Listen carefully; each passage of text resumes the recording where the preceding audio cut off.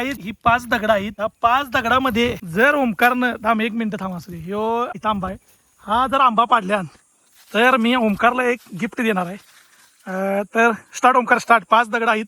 1 2 बघ 3 लास्टची 2 दगड आहेत. जर 2 दगडात पाडलास तर तुला गिफ्ट लास्टचा 1 आणि ओमकार हारलेला आहे पाहिजे.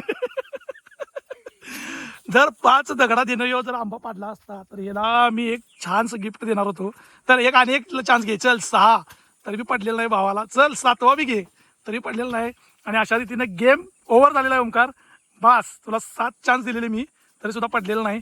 त्यामुळे तुला तरी पण मी एक छोटंसं गिफ्ट देणार आहे तुला. बट पाडला असतास तर मी चांगले गिफ्ट देणार होतो तुला अजून. तर चलो गाईच मी पैज हारलेलो आहे. आता काकांना पैज लावणार आहे.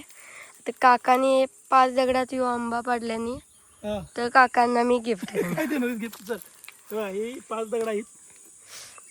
जरा मागे जा. ते तुला दोन्ही पण येणार ते शॉर्ट्स. मी पण दिसायला पाहिजेत आणि आंबा पण दिसायला पाहिजेत. दिसतोय का? दोघं पण दिसतोय. हा 1 दोन चान्स मिक्स.